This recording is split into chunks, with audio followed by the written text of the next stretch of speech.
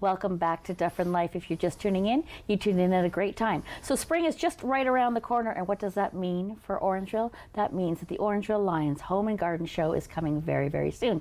Joining me today, we have Sandy Brown to tell us a little bit about what's happening. How are you? I'm well, Tina. Very nice to see you today. It's very great. It's great for you to come back. It's always a pleasure to have you on the show. Thank you. Thank you.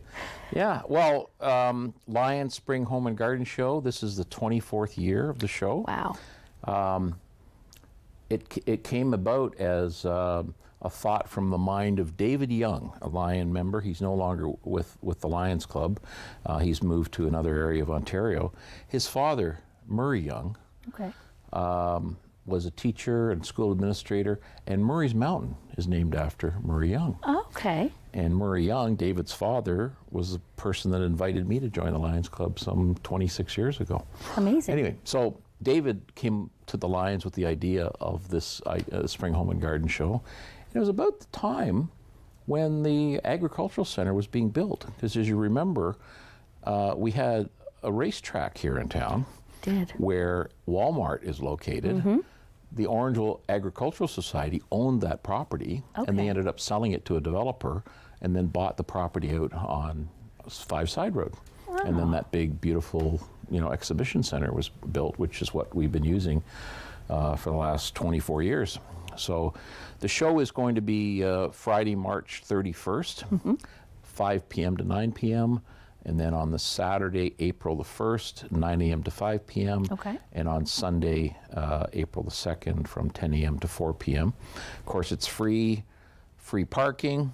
We're still looking for some more vendors. There are some more booths available. The booths are 10 foot by 10 foot, $520 plus HST vendor. We're expecting 8,000 to 10,000 people to come through. It is an amazing show, and if you haven't been out there, then you've been missing it for sure. It's been here for 24 years. Where have you been? But no, we definitely want you to come out to the show. It's always, the number of attendees is always very impressive. The exhibition, like the exhibits, there we go, that's the word we needed. The exhibits, the vendors that are out there, the fun for kids all ages, there's a lot to be done. Yeah, and so, again, with some of the booths still available at this late time, if you are a business that wants to get your name and your products out in front of quite a few people. Dufferin County and the surrounding area and Orangeville, it's a great place to do that. And so we're encouraging anybody to reach out and take a space. So let's talk a little bit about how things changed, because there was a home show last year. Right? And then, of course, there was a break through COVID. Has the planning process changed from pre-COVID to now? Like, is there a difference in the planning process? Well, I think fortunately, now that we're post-COVID, knock on wood here, that we're back to more or less where we were before. The number of vendors is down, and again, I think the economy's in flux right now a little bit. I think, some small businesses are feeling the crunch right now. And I think there's still some COVID anxiety amongst some people. Absolutely. And so, we haven't had a strong turnout for vendors this year as we had prior to the pandemic. But, we're out there advertising it all. We start setting up on the Monday of that week. There's a lot of work that the Lions volunteers are in setting up the show, and there's curtains and stuff that break the different aisles. There's carpeting to put down, and a lot of work on the Friday night. There's an appreciation party for the vendors after the show closes at 9 o'clock. And one of the changes that's happened in the past couple of years is we used to have our food booth there. Lions would make hot dogs and things. We've decided to bring in Lavender Blue. Amazing. Lavender Blue is one of the great caterers in our area. Of course, they have the Le Fini restaurant on Broadway, and they're going to be running the food so they're going to be offering sandwiches and what have you in that. And very delicious treats. They always have very delicious treats. So we know Vanessa and Terry have been doing it for a long time, and they're going to present some awesome things for everybody that wants to come out and have a bite to eat while they're at the show. Well, let's talk. You brought up Friday night, so I'm going to throw this out there. So I'm ecstatic and very excited that Rogers will be there live on Friday night. I will be there talking to many of the different exhibitors. Dufferin Life will be there, which is me, and here we are. So I'm really excited to be actually live. We'll be live, which is something new for me. Yeah, that's great. You know, I did also want to share with you some of the things that the Lions do as a result of raising money for the various things that we get involved with. The Lions Home and Garden Show, it's free. Parking's free. It's free, but the vendors get charged a fee. Right. Out of that weekend, we end up raising in around $60,000 to $70,000. Which goes back into community programming. We give money to those who need it. And in the last 2 weeks, for instance, and this was money that was raised through Lions Radio Bingo. Okay. We had donated $2,500 to the Choices Men's Shelter, $2,500 to Family Transition Place, and $24,000 to Headwaters Hospital. Amazing. And that was going towards purchase of some new laser eye equipment. 20 years ago, the Lions Club committed to raise $250,000 for ophthalmology equipment for the new hospital, and we raised that, and to date, we've given over $400,000 to Headwaters Hospital. That is phenomenal. And some people don't realize it, but the sort of one of the prime areas of concern and donation for Lions Club is vision. And the reason is, on June 30th, 1925, Helen Keller, famous advocate for the blind, gave a speech to the Lions Club International Convention at Cedar Point, Ohio. Have you ever been to Cedar Point? It's an amusement park. Okay. If you're into roller coasters, that is fantastic. I've been there with my kids, scared the you-know-what out of me. Fantastic place to go, on your summer break. But in that speech, she challenged Lions clubs to become Knights of the Blind. And this is the last stanza of her speech. The opportunity I bring to you, Lions, is this: to foster and sponsor the work of the American Foundation for the Blind. Will you not help me hasten the day when there shall be no preventable blindness, no little deaf blind child untaught, no blind man or woman unaided? I appeal to you, Lions. You have your sight, your hearing. You who are strong and brave and kind, will you not constitute yourselves Knights of the Blind in this crusade against darkness? I thank you. And that speech is what galvanized the Lions clubs to be supportive of it. And millions of people around the world have been helped for preventable eye disease and the Lions Dog Guide School, for instance. All these things came out of that event.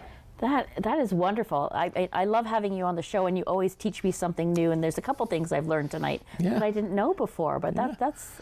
I mean, I love knowing the stories behind the story, right? Because sometimes we often lose that in time. And as I said earlier, Murray Young had been a Lion for I think 40 or 50 years, and Murray's Mountain that we go out in toboggan on that hill was something that he pushed as an administrator in the school system when that whole park area was being developed many years ago. So he's a good man. He, I think he taught at ODSS and then became a school administrator after that. Yeah, good man. Wonderful. So let's talk about what to expect, like what types of vendors to expect out of the show this year. Well, when we talk about Spring Home and Garden Show, you're going to have HVAC companies, you're going to have landscape companies, you're going to have, I think, the home hardware people will be there. We've even got people selling pet treats. We've got 10 and 10 garden centers going to be there. We've got people selling jams there. We've got people selling butter tarts there. So it's going to be a whole variety of things, but primarily in the home and garden. There'll be some furniture there, obviously, outdoor furniture, It's a nice time to spend a couple hours walking around, seeing all the local businesses and supporting them.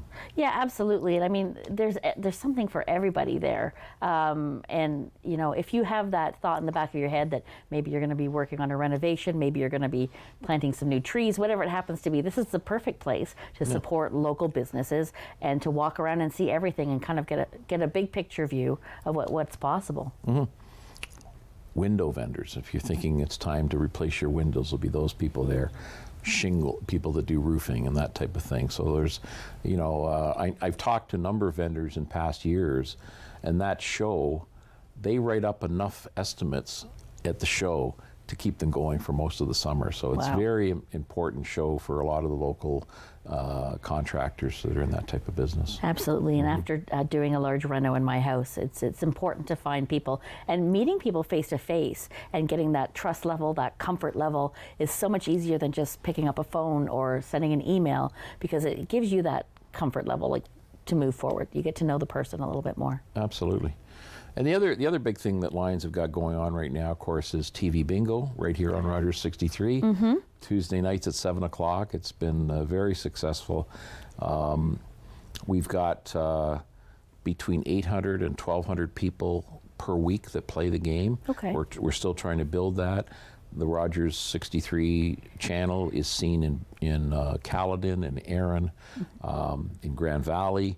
We have vendors in all those cities, so those towns, and it's been great, and we're continuing to grow the viewership for that, and we've given away, I think it's over $100,000 in prize money so far. Every week it's $3,000 a week is given away, and every couple of months we do a special $5,000 bonus night, and people seem to be happy in playing it. And even if you don't win, you know that all of that money that's being collected for the selling of those bingo cards is going back into the community and to help people. As I said, Headwaters, Choices, FTP, all of the good food bank we've donated to, all the big good organizations that operate and help people here. Yeah, absolutely. I mean, we have so many community organizations that support not-for-profit groups and organizations that provide services to the community that are vital. And the Lions does an amazing job of putting that money back in and supporting them for sure. Lots of great service clubs in town here. I know we were talking earlier before we came on air. There's the Optimist Club, the Rotary Club, and you all support each other, which I think is absolutely amazing. Yeah. Sandy, I want to thank you so much for coming back on the show and sharing all this great information. It's been a pleasure. And Thank teaching you. me something new. Yeah. Well, it's an interesting story about Helen Keller, isn't it? Absolutely. Really is. Thank you, Tina. Don't you go anywhere. Actually, we'll see. See, I'm so excited to stay on TV. Until next time, bye-bye for now. I can't believe I just